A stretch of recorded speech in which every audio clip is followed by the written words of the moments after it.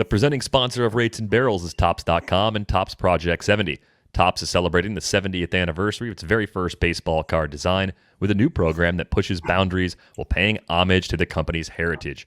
Project 70 has brought together creators of all kinds for this extraordinary set. Graphic designers, tattoo and graffiti artists, animators, illustrators, painters, and even a jeweler make up the artist roster, which includes names like Snoop Dogg, Action Bronson, Ben Baller, Brittany Palmer, Jeff Staple, Tyson Beck, Alex Pardee, and more.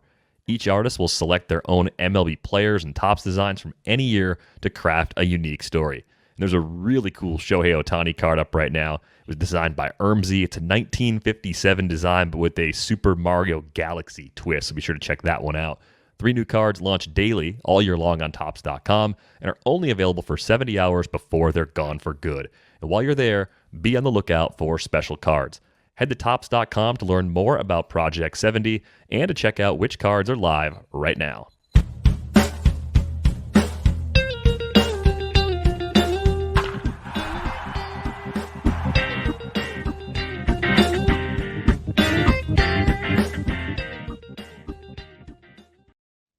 Welcome to Rates and Barrels, presented by Topps. Check out Topps.com and Topps Project 70. Awesome cards launching each and every weekday. Derek Van Riper here with Eno Saris. It is Monday, August 23rd. I made it through the weekend, Eno. I had a long battle with, it's kind of like a portable kitchen island, I guess you'd call it, because you can do food prep on the top and you can cram a bunch of stuff on the shelves inside and get a little spice rack on the side. Is this an IKEA thing? Sort of like one. It was ordered online. I think it was a Wayfair order. But when I opened the box wasn't that big, but it was pretty heavy. And as soon as I opened the box, I saw, I think, 50 or so individual pieces plus the hardware. And I just thought, every single part of this needs to be assembled. Like, there's nothing hinged together. There are no screws attached to anything. Every single part of me wants nothing to do with this.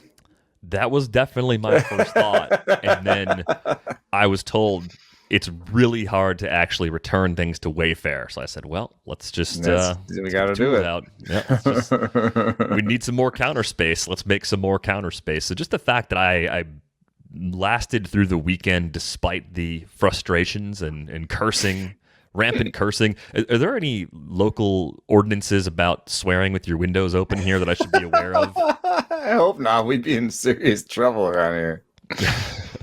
Just giving away $50 every so often, just cursing while assembling furniture. But it's going pretty well overall. And we had a chance to grab a couple pints this weekend too, so that was nice and probably kept me from actually throwing the aforementioned island off of the balcony at some point in a moment of frustration. So I appreciate your contributions. Be around it anymore. Yeah, I needed a little time away to finish the project. Woke up the next day with a fresh set of eyes and really rejuvenated spirit and got it done. So nice. That's my advice. If you're building furniture, take a break, because you will inevitably find something that's not drilled properly or you're missing a piece or whatever, and it drives you absolutely crazy. But on this episode, we have a lot of ground to cover. Edward Cabrera gets the call from the Marlins. We'll talk about some expectations for him. I was taking a look at the Stuff Plus leaderboard for August because I love leaderboards. I love arbitrary endpoints, mostly because you'll just find some surprises when you make a leaderboard of just about anything over any period of time. And the Stuff Plus August leaderboard does not disappoint. We had a follow-up question about Kevin Gausman. We talked a bit about him at the end of last week. And are the starting pitcher shutdowns coming? Of course, coming into this season, we were worried about workloads. We're going to talk about what we think is going to happen over the final 6 weeks of the season as teams try to manage the workload of their pitchers. But we begin today with Edward Cabrera, the Marlins prospect, coming up for his debut. He'll be up on Wednesday. That is going to be a start against the Nationals, and it's not the same Nationals team that we saw, of course, at the beginning of the season with all the trades they made at the deadline. Cabrera probably would have been up by June or July had his season started on time, and the minor league season, of course, was delayed as well. But he started pitching this year in June, and he looks like he's going to be a very good big league starter. It's just kind of a question of when. Is it going to be immediate success, or is it going to be a case where Edward Cabrera is the kind of guy that you have to spot in sort of carefully based on matchups at the beginning of his big league career? I don't get the sense from him that he's a consensus, the very top prospect. I mean, for example, Fangraphs has him as a 50 future value guy, and ranked him, in the back end of the top 50. And then just generally, I like to acquire a guy like this and then have him on my bench for his first start, because I love to get the stuff numbers. So I want to get that stuff number, and I don't want to get it in the course of 3 innings and 5 runs, and I'd rather have that damage be on my bench. So I wouldn't mind putting him on my bench, but I would rather watch the first start from the bench. And one thing that I would say is that, I know he's got these insane strikeout rates, and he kind of just numerically reminds me of Ian Anderson. But we've seen some struggles from Ian Anderson himself. And then within Edward Cabrera's line, you see these just weird pop-up things, like the 6 walks per 9 this year in AAA, or the nearly 1.5 homers per 9 in AA in 2019. So there's just these weird little pockets of statistical outliers kind of within it, but they could be, I guess, what you call harbingers of doom or whatever. So I want to see what he does, what his stuff looks like, so that I can have some sort of idea what his home run rate will look like and what his walk rate will look like in the major leagues. Harbingers of Doom might be the next podcast that we do. Next title. If we ever lose hold of Rates and Barrels as a title, Harbingers of Doom. Sound of that. So with Cabrera, for me, the thing that kind of stands out is we're talking about a guy that has at least 2 average pitches. The fastball is above average. There was a high probability that he was going to be a late inning reliever initially, but I think the question comes down to his third pitch. He does have a changeup.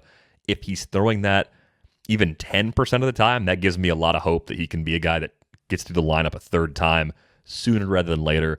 What's interesting to me with some of the future value 50 guys, especially pitchers because of the lost season, I mean, Shane McClanahan was a future value 50, right? I mean, stuff was clearly really good. Command was below average. I guess a lot of times that it bakes in the risk. It's a numerical way of representing the baked in risk that they were a reliever. Yeah, I think there's a little bit of that going on. So if we're taking more of the prospect stuffist approach, I'd put like a little plus sign next to that 50 on Cabrera. Obviously, and then also Park too. One thing that's nice is that it looks like a 60 fastball, 60 slider combo, where that just seems like a thing that can work a little bit better in today's league. I mean, you have like Huascar Ynoa, who might be 60, 60, 30, when it comes to his third pitch. Tanner Houck. You've got a bunch of guys that are, I think, these are young guys, so they haven't shown they can succeed with just 2 pitches. But I think that if your basis is fastball slider, I think today's game is like, well, we can probably get 4 innings out of you, maybe 5, and then we'll just get the bullpen in there. That does have something to say about his long-term upside, his ability to give you wins, to turn the lineup over. So that's one of the things I'll be watching. I'll be watching his location ability, like how good he can locate his pitches, and then also how just a raw percentage. How many times does he throw that changeup? Yeah, definitely a guy I'll be watching closely for that debut on Wednesday. And I think if you're like me, I have a few leagues where I did not spend enough of my budget in free agent bidding earlier this season. I'll be a little more aggressive with Cabrera, because at this point, who else are you going to spend it on? If you need a pitcher, I think you have the reasonably high ceiling even from the jump, just based on how good the stuff is. And the park, as we've said many times before, Marlins Park gives you a lot of cushion if you're a young pitcher trying to figure it out for the first time. But let's take a look at the stuff. He reminds me of Luis Gil. Yeah. Where, you got a really good fastball slider combo, and terrible home park. So anyway, yeah, let's look at that. Let's look at that stuff leaderboard. It's just the name that popped up. This Stuff Plus leaderboard is fascinating since August 1st. At the very top, Dylan Cease with a nice 119. Location Plus sitting at 99.1 too, which I think is a good sign for Dylan Cease as you kind of look at his value going forward. You got Charlie Morton up there at number 2. I don't think we've talked about Charlie Morton on this pod at all this season. He just goes out there and kind of does his job and doesn't get any sort of recognition. There's a guy who's pretty much two pitch. I mean, he's fastball, a breaking ball, right? Yeah. Throws a few changeups.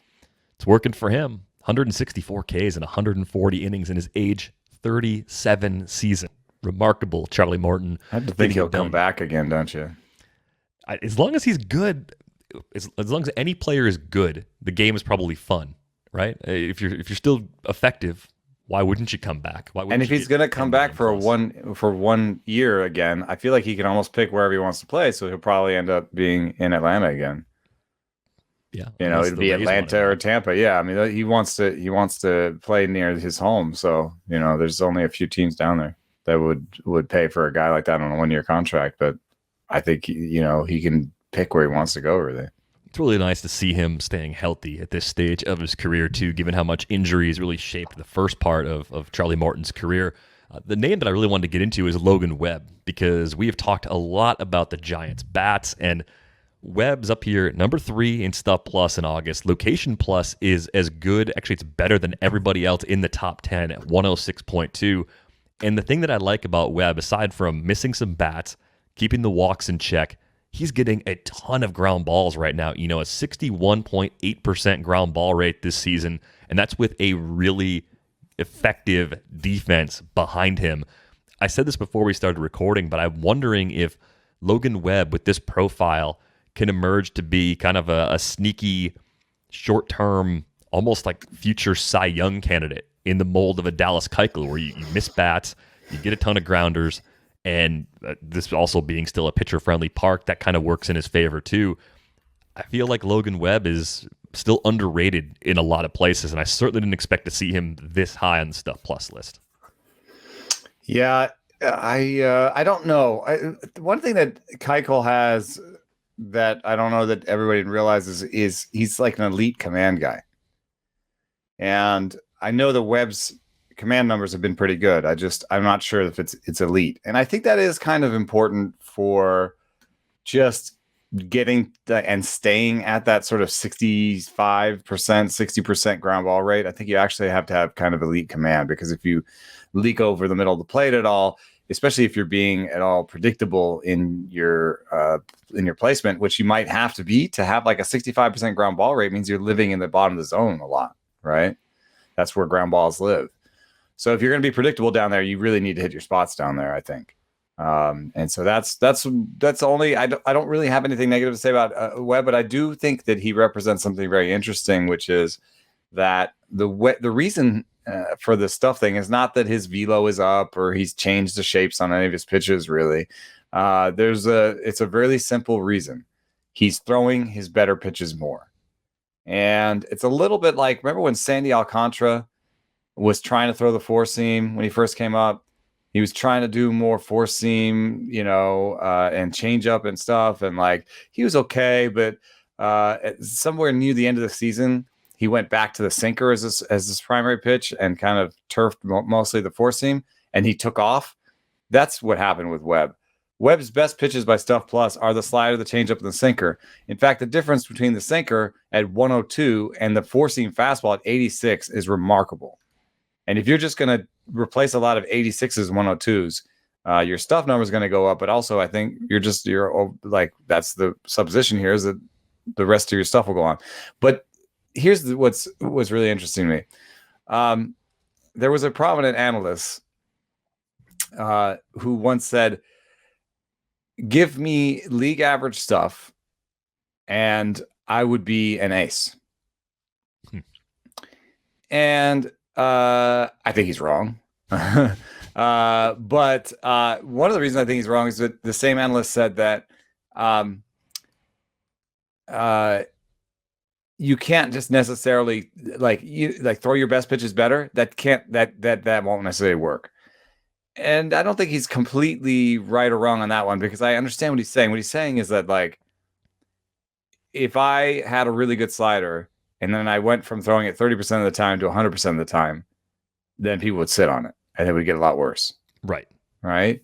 And Chris Bassett, I just talked to Chris Bassett.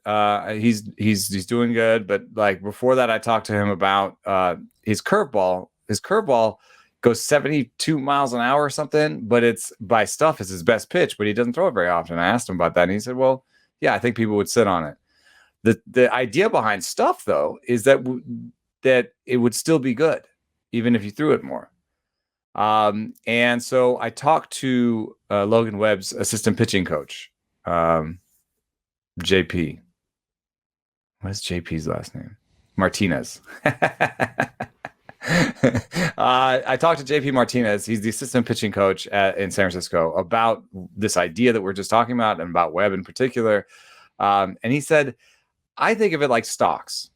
You know, if you have higher performing stocks, wouldn't you invest more money in those higher performing stocks? Yeah, of course. Listen, when pitchers come to the Giants, and I talked to Gausman about this too. When pitchers come to the Giants, they say, throw your best pitches more often. It's one thing that they told Gausman. It's something they told Webb. It's something they told DeSclafani. And it seems to work. So I know that there's some game theory stuff about sitting on stuff and anticipation. And there's still some research that I'd like to do with stuff like, does a pitcher's stuff plus on a pitch go down over time? Or does a pitch with high stuff become less effective? Does the link between that and outcomes become less robust if they throw it more?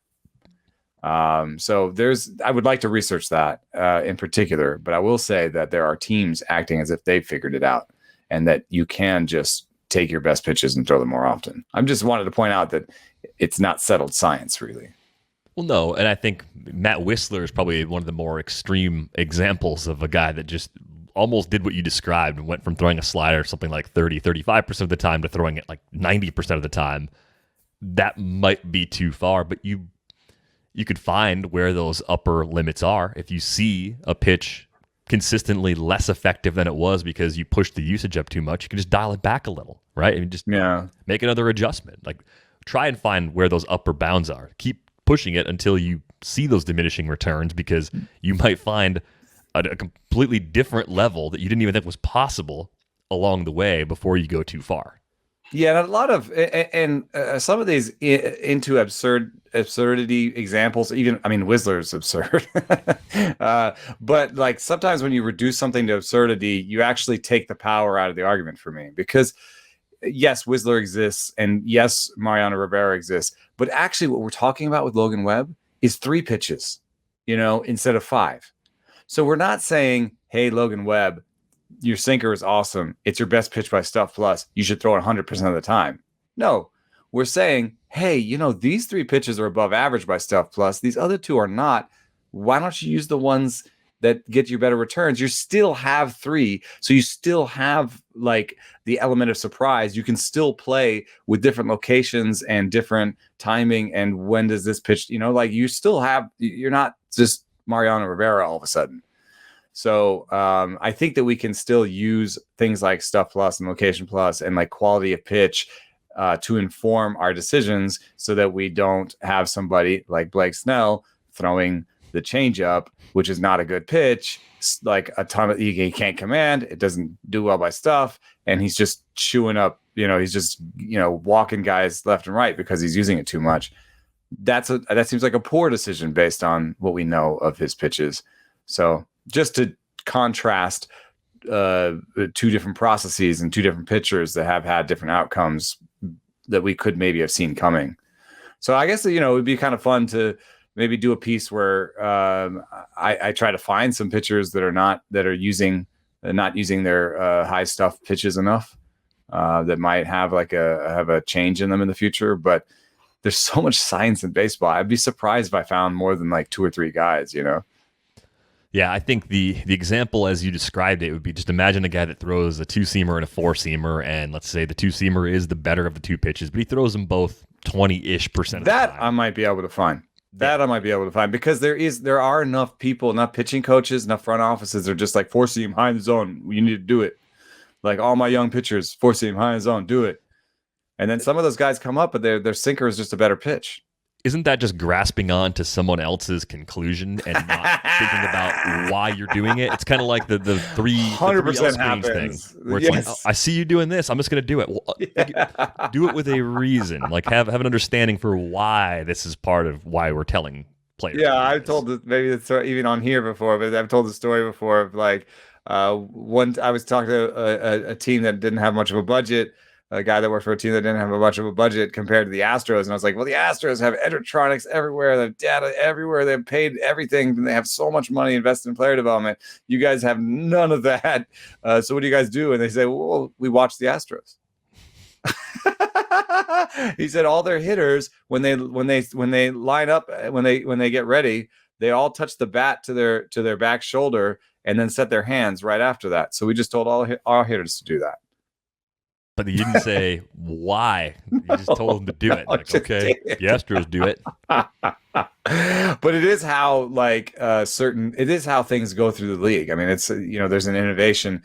I think the best teams are like, no, the answer is not to like guard our secrets. Like, nobody has any secrets. I mean, yeah, sure. Well, we don't need to give them all away. The answer is just to keep innovating, and we just need to keep pushing, so that, oh yeah, everyone else figured out this one thing. Well, that was 2 years ago for us, and now we're already onto this new thing. By the way, if you're watching us on YouTube, thank you for being among our first 1,000 YouTube subscribers. Here's to the next 1,000. I threw a graphic up on the screen, which I should say I threw a screenshot up on the screen from my rundown for today's show.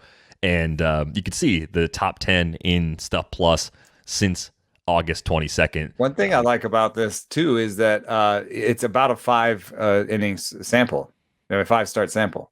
Yep. It's a sort of 4 to 5 start sample. So this is a good sample for this. Is not just like who had good stuff in his last start.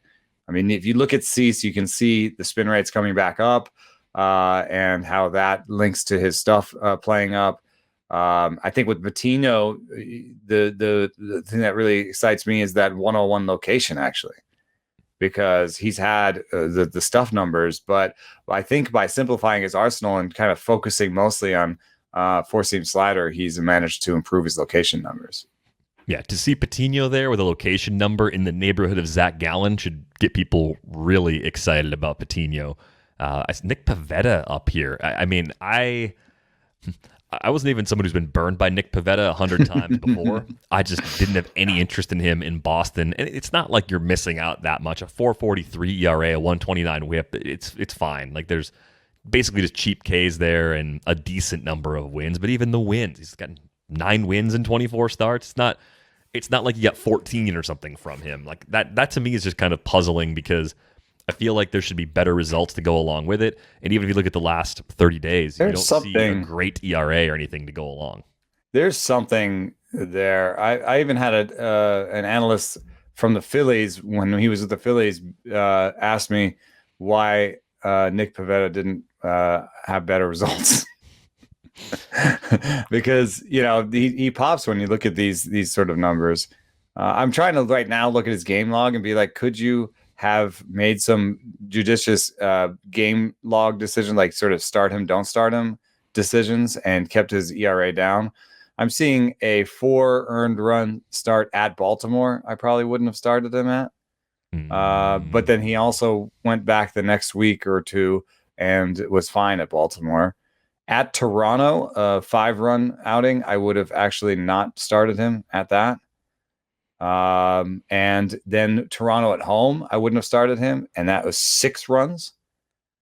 And then, yeah, if you just avoided Toronto, he had 1 good start against Toronto just recently, but in the 5 starts against Toronto, he's given up 11, 15, 19 runs. So, that would have been more impressive if he hadn't just shut him out.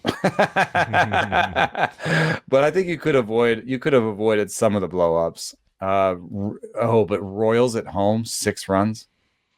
Yeah, it's not just a schedule thing for him. So he remains a bit of a mystery. But the 2 old guys at the bottom of the list, Adam Wainwright and Madison Bumgarner. Wainwright's pitched pretty well. all season long. I don't have him anywhere, and I don't have Madison Bumgarner anywhere either. I'm curious, more with Bumgarner than Wainwright, because I think Wainwright could just call it a career in any offseason at this stage. Do you see something different about Bumgarner now compared to what we saw earlier this season and even what we saw last season in 2020 for him? Because he was brutal a year ago. Yeah, I was looking at this recently, and I think it's partially matchups, partially getting healthy and having, it's not, there is no like thing that pops, there's no like, oh my God, he did this, you know what I mean? Like, he's using his pitches at all about the same rate, maybe a few changeups, but I don't always trust the changeup percentages on him. And sometimes I think they're like sinkers. And then a lot of breaking balls, but I mean, not, I guess the career high breaking balls, but you could say, oh, he's using career high breaking balls. Well, he's using 23%. Last year he was 22%. Career high. Nothing really pops for me on Bumgarner, just a little bit of matchup situation here. It's one thing that, like, when I look at Cal Quantrill, for example, his stuff numbers are not popping and his results have been amazing. And I think that's partially because if you look at his matchups, he's, had like the Tigers and the A's for like 3 straight starts. So here's Bumgarner's last starts. Phillies at home, Padres at home, but this is not like early season Padres. Giants at home, Rangers, Pirates, Cubs after the decimation. Or actually, that was before the trade deadline. Yeah. That's a decent start. He's been different since coming off the IL. Maybe it is just simply health for him, but I get the sense no one's really going to believe in him going into next season, and obviously younger than you'd think for as long as he's been in the big leagues. We say that almost every time we talk about Bumgarner. But I think the other part of this is that Arizona is a pitcher-friendly environment. Ever since they put the humidor in at Chase Field, his situation for his home start is probably just better than people realize. Yeah. I would actually think of him. And then he's got some road situations that are also helpful. At least you like going to San Francisco a lot. So I would say that I would love to have him as like a back end of the rotation pitcher in my fantasy lineups next year. And I think that some of this is just who he is as a person in terms of he's a bit of a red ass. I mean, we can all see that. And so he's always doing a very most that he can to get back to being competitive. He's really, really competitive. And so he's not someone who's just going to be like, well, I guess that's it, and be done with it. So that's something that I told somebody with Arizona when we were talking about Bumgarner before he signed. And I stick to that. I think that this is a little bit predictable that he would have been really bad to begin with and then started finding some stuff again. He's still got 3 really good pitches. He's still got a really funky arm slot.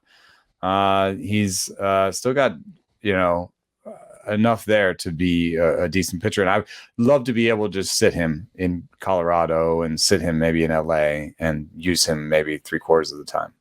And that works. That plays, at least in 15-team leagues and off the wire, I think, in leagues that are more shallow where available. So, yeah, just one of those guys that I kind of wrote off coming into the season who has exceeded expectations. A few interesting names nearby the top 10. This is basically opening it up to the top 20. Names you'd expect, like Wheeler, Scherzer, Nola, Shane McClanahan, who's done well, I think, in Stuff Plus all year. Jorge Lopez pulling you right back in. Just after, like, a year ago, you finally quit your Jorge Lopez habit, and here he is, popping on the August Stuff Plus leaderboard. Every time I just, I don't know. I don't know. I don't know what it is, man. I don't know what it is. I watch him and I'm like, he doesn't look that good. And you look at his numbers, like his actual results, they're horrid. It's like a Pivetta situation. And he used to be 2021.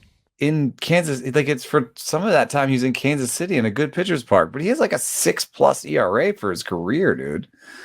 So I don't think that he invalidates the whole model, but he definitely is someone I'm like, what the hell is going on here? So he must just show the ball really well, and then right now he's hurt. I mean, I was watching the game where he's hurt, and I was like, why is he still pitching? It was so obvious. The trainer came out to check with him. He's like, no, I'm fine. No, you're not. He was doing this thing with his shoulder. Like, it was like his shoulder hurt. I was like, your shoulder hurts. I'm like yelling at it at the TV. Your shoulder hurts. And his velo went from 95 to 88 in 1 inning. People leave him out there anyway. He says he's fine. He says he's fine. It was crazy. I thought I was nuts. I thought I'd lost it. Oh man, Barrios also nearby. I think at 16th on that list. That's nice to see too. What name is kind of occurring to me a little bit. Gallen and Barrios are linked to me a little bit. The models love them. They always have all my iterations of stuff and command and location, all that stuff. They've all the models have loved Gallen and they've loved Barrios. And people have said that Barrios's results haven't been that exciting, and now Gallen's hitting that sort of rough patch. And I have to say, I think this is a good time to buy Zach Gallen in keeper leagues. A lot of weapons, good control. Yeah, should work out for him, especially in that pitcher-friendly environment. Tuki Toussaint, the other name that I thought was pretty interesting. Just a different guy than we've seen in the past. Really encouraging what he's done really since coming back and joining the Atlanta rotation. The model really likes the split finger. I mean, he can't locate it, but I think that the key for him is being ahead in the count more and just not falling behind, because if he falls behind, he can't use the split finger. Mm-hmm. And so then he becomes a more predictable 2-pitch pitcher guy. Yeah, which if he's in the zone more early in the count, hitters will probably spot that. They'll probably try and jump on him early, so the cat and mouse game continues. A related question that came in from Steve. We talked about Kevin Gausman kind of looking ahead to the top pitchers for next season. He's not in the top 20 for August Stuff Plus. As a follow-up to the discussion last week, what do you make of Gausman's struggles over the last month or so? The eye test says the splitter is being laid off of much more frequently, and his overall control and command just haven't been as good with any of his pitches lately. What do the numbers say here for Gausman more recently?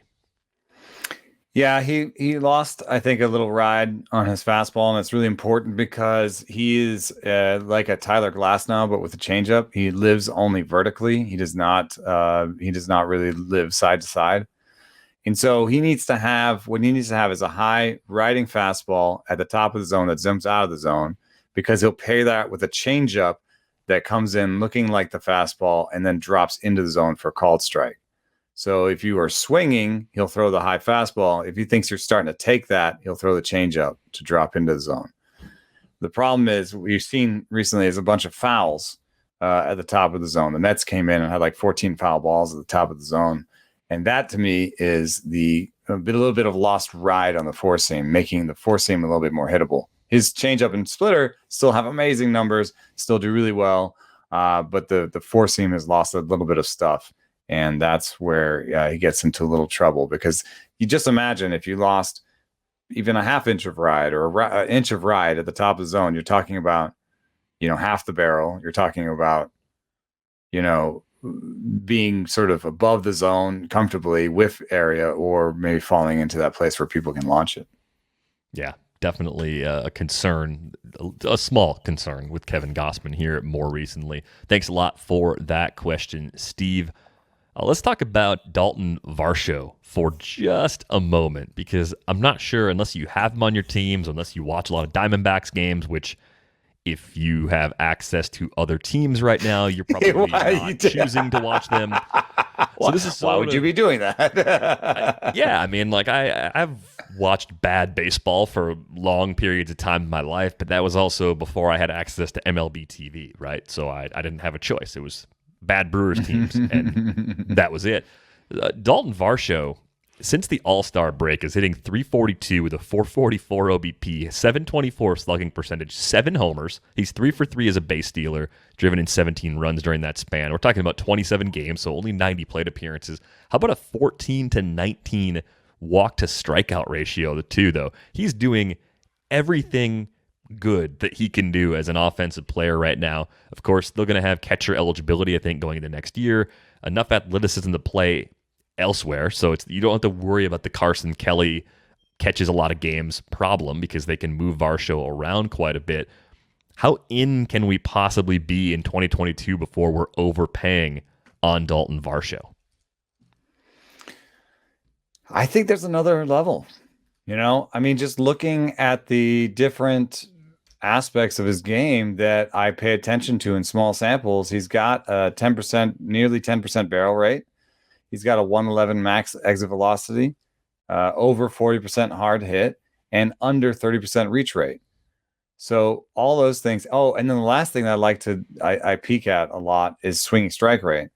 And with the 10% swinging strike rate, he's actually, that's good. So what I'm seeing is there's an outside chance that the strikeout rate comes down. And you've got someone who could capably hit 280 next year. I mean, that's a little bit of faith casting where I'm like looking at the swinging strike rate, looking at the eye at the plate, looking at the barrel rate and saying, okay, what if he sort of puts it all together next year? If he puts it all together, for me, next year, he hits 280 with 25 homers and like 15 stolen bases. And he might do that from the catcher spot. Now, the projections will say he hits 240 with what? 12 homers, 15 homers. They're going to be light, and playing time projections for him might come out light too because of the way those things work, because of the presence of Kelly. I don't think they're trading away Kelly and making Varsho the regular catcher. I think they're going to have this realization, or they're probably having it right now. They just need Daulton Varsho to play. Like he's an everyday guy. Play him in left, move him to center when you need to. Whatever it is, he needs to play. And now I'm not going to make the mistake that I made with the Mets. Apologies to the people who listened to our bit about the Mets. And we're yelling at the TV about the fact that Thor and Conforto were not under contract. So I'm going to get the contracts up for Arizona so I can say Cole Calhoun has a $9 million club option next year. Yeah, that will not be exercised. He will be. No, I don't think so either. Yeah, right. That will not be exercised. Peralta has a 7.5 million. And Ketel Marte, of course, I'm not saying his contract number because it's not really, I'm just saying he's another outfielder that will be there. But he might actually be used on the infield. I think Marte might be headed for third. Because they have a couple guys that could come up and try second base in the organization. But in any case, I think Marte will be more valuable to them as an infielder. And they'll be able to fill in because they also have like Alec Thomas, who we talked about on the last podcast, coming up. And maybe they can play Pavin Smith Smith out there in the outfield too. So between like Smith, Thomas, Peralta, I think you actually have room to put Varsho in that outfield and probably just stick him in center. I'm over the rest of season projections for his 2022 projection for sure. I'm also curious to see how much those change based on what's happening here in the second half of the season. But as noted on the YouTube graphic, adding solar panels to the Daulton Varsho hype train. I don't know how they power trains. It's just not an area of expertise. I assume it's not solar panels, but it'd be amazing if it was. I've never seen a solar panel train. Myself, but the one thing that's also cool is when you look at Varsho's different projections, the different projection suites. You've got the highest ISO from the bat, which I think is the most reactive to StatCast stats. So the bat X. So you might look at a 9.3% barrel rate and say that's not amazing, but there's something about what he's doing with batted balls that's saying the bat X is saying that he can have a 204 ISO. He can basically, the bat X says he can almost do what he's doing right now. That's totally sustainable. Yeah. So that's fun. we're both in, and I assume the ADP probably doesn't crack the top 100, at least initially during draft season. I could see him being an actual hype guy that moves up a bit more as we move into February and March, but I think you can probably get him just outside the top 100 if you're doing early drafts for the 2022 season. Thanks a lot for, that was a question from me, actually, so I'll thank myself for putting Daulton Varsho on the rundown. Next question here comes from Daniel. He was wondering, are the starting pitcher shutdowns coming? Before the season started, a big part of starting pitcher analysis and ranking was trying to predict how workloads might be managed following the shortened season last year. I always assumed that a large group of pitchers would essentially be shut down for the last month of this season, frequently skipped or otherwise treated with kid gloves, but I haven't seen that happen as widely as I was expecting. Do you guys think this is coming down the pike, or are teams handling workloads more liberally than we initially thought? Have you heard anything specifically from clubhouses or from anyone you've talked to about workload management for the end of the season? No, and I think there's two reasons for that. There's an ongoing thing that we've talked about on the show a lot, that workload management is now sort of done on a how do you say it? It's like minute level. It's almost like a day-to-day question. Workload management is a day-to-day question now. It's a thing that's tracked all the way through your sleeping patterns and stuff like that. So I was talking to a coach here recently about how what they'll do is set baselines in spring by wearing, because you can't wear the catapult. Catapult is like a kind of almost like a t-shirt that collects data on your body in terms of blood pressure and different things like that. Catapult modus is a sleeve you wear that can get that. Aura is a ring that tells you about sleep and other things. You can wear this suite of things in spring training a lot more easily while you're doing things than you can during the season, because of just how the day-to-day works during the season, and you're on the road. Just setting up these systems is a lot harder. But in spring, you're in one place for a month, and what they do is they do baselines on this, and they'll do something like, okay, we noticed when you're because you're wearing all this stuff, and because we're doing motion capture, and you're capturing your limbs and stuff, we noticed that when you're fatigued, and we know that you're fatigued either from the aura or the catapult or something, we notice that when you're fatigued, you step in the bucket a little bit more, with your swing. You fly open a little bit, and that means you're fatigued, and you're already changing your movement patterns to address that fatigue. And that's the next thing that happens is injury. So that's how you blow out an oblique, right? Like you're tired somewhere, so you step in the bucket a little bit more to load up to get that fastball, and you pull the oblique, and boom, then you're down for a month. So what they then do is, now we don't have to look for your fatigue anymore. We can just see, you know what, you were stepping the bucket a lot yesterday. How about you take the day off? And just kind of do these proxies for fatigue and find these movement pattern proxies for fatigue. So just think about that in respect to us, like sitting here blabbing about injuries, about innings. It's like, yeah, we could talk about who has a lot of innings, but it'll come down to like whose release point dropped half an inch in the last start, and that might be true for Kevin Gausman as much as it would be for Sandy Alcantara. Yeah, well, and I think a lot of the young pitchers who we were watching coming into the season, who we were concerned about, like Sixto Sanchez, hurt, just missed the time anyway. Casey Mize, they've managed his innings pretty carefully. I could see him possibly getting shut down at some point in September, just based on all the comments they've made and some of the patterns they've used with him so far. You have a handful of guys like that. Luis Patiño is going to be managed carefully. He missed time with an injury, just like Edward Cabrera did, where now you look at those guys in August and going into September, you're not worried about them. Had they been healthier in April and May, then we'd be concerned about that right now. So it really starts to the list starts to get really short just because of things that have already happened. Like the workload concerns for the guys we were most worried about. They've been managed. Took care of itself almost just by either the teams managed it or the innings, the injuries managed them for them, When I look up and down this leaderboard, there's only like 2 or 3 names. I've got the top 50 in innings right now in front of me. And there's only a couple names that stand out to me. And the thing that actually stands out to me about the list is they're all old ass dudes. I mean, the top is Wheeler, Wainwright, Buehler, Bassett, Greinke, Giolito, Marquez, Gausman, Stroman.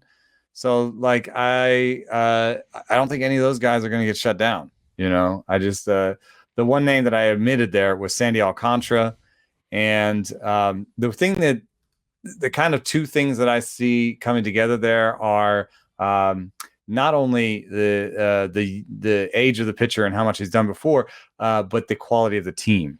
I think the worse the team is, the more likely that they just see it as there's nothing for them to gain. They can only lose this guy to injury next year, and they don't want to do that. So I think you'll see some early shutdowns, which is really kind of important for head-to-head, I guess, most of all, because they might just get shut down right when you need them most.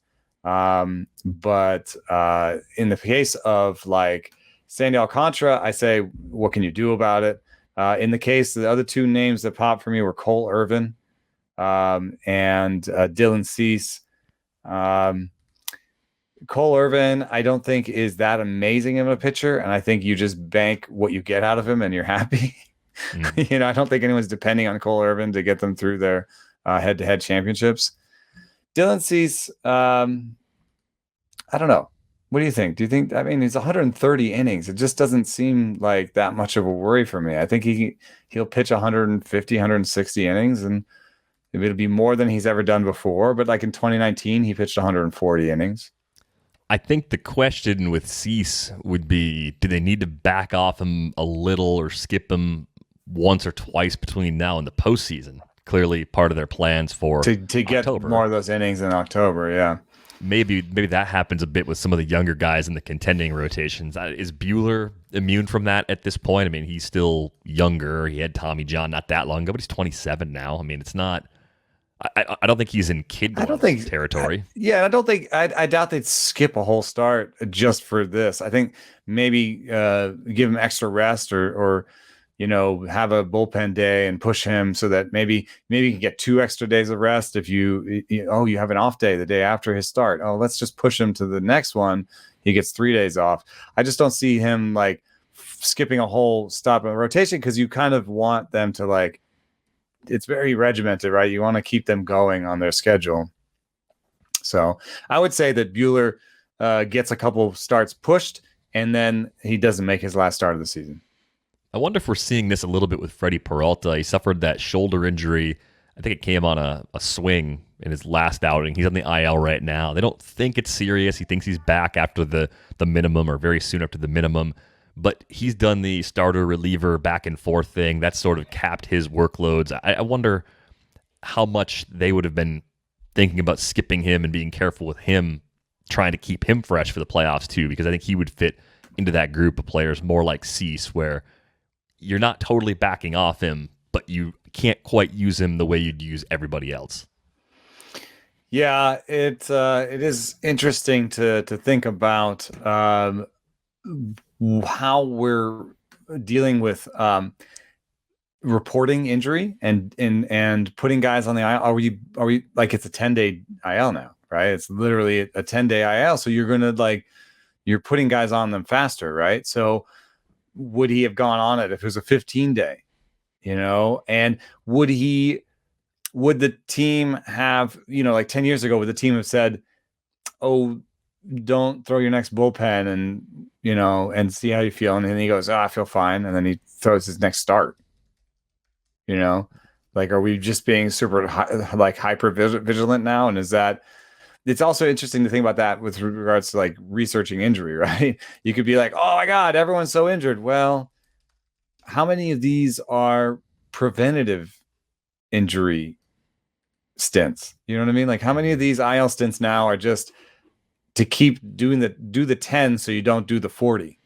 Right. It's kind of the next step after what you were describing with the tech and hitting those little granular spots where you get a day off. It's probably worth your while to give a player 7 to 15 days off, depending on how many they need, scattered throughout the season, compared to running the risk of that 4 to 6 week sprained knee or oblique strain or bad hamstring strain, all those things that hopefully you can catch a little earlier. And I'm saying this in the year where we've had, I think, as many injuries as we've ever seen. But yes, I think part of that has to be the 10-day IL, because it's a little more convenient to a team now to say, let's just take the extra couple of days compared to 4 or 5 days off. Let's have the extra player up on the roster. Let's make sure you're good to go. Maybe teams are just being a little bit smarter about their expectations for pushing injured players right now because of the way those rules have changed. Yeah, and it's hard in fantasy because, especially with these weekly things, Jeff Zimmerman preaches the fact that you just want innings and plate appearances, almost most of all in those leagues. And what we're going to see is the same way that like the number of qualified pitchers that are qualified for the ERA title has just gone down precipitously over the last 10 years. I think we're going to see the same thing for hitters, where load management becomes so pervasive that it'll be hard to find hitters that, remember the Marcus Semien 700 plate appearance season? Mm-hmm. I think the 700 plate appearance season is going to go the way of the dodo. And at some point, 650 will kind of be like not really. What do you do when you are looking at Daulton Varsho stats? Like right now, he's got 187 plate appearances. And you kind of want to do like some simple math in your head to on pace for him. I know you're not supposed to admit to doing this. And I know it's not a statistically rigorous thing to just take the numbers but us as fantasy players, we want to say, oh, what is Daulton Varsho? Like, what is he writ large? Right.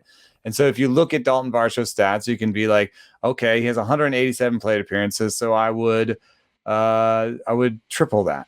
Right? Ooh, 24 homers and 12 stolen bases. Well, is he ever gonna would he play that? I guess triple is okay, but is it more than triple? No, probably not. What number do you use as a full season pace for plate appearances when you do that game in your head? I'm closer to 600 now. Yeah, and it used to be 650. Yeah, for me, I've gone from 650 to 6. And for a few guys that you knew were everyday guys, you could push 700 at them. And right. You felt kind of weird about it because all it took was one IL stint for them to not get there. But yeah, 600 is now kind of the projectable hitter playing time ceiling. And then I think for pitchers, what's the innings cap number? Like, do you project 180 even for guys that you think could do 200? Oh, look at that. Marcus Semien leading in plate appearances again.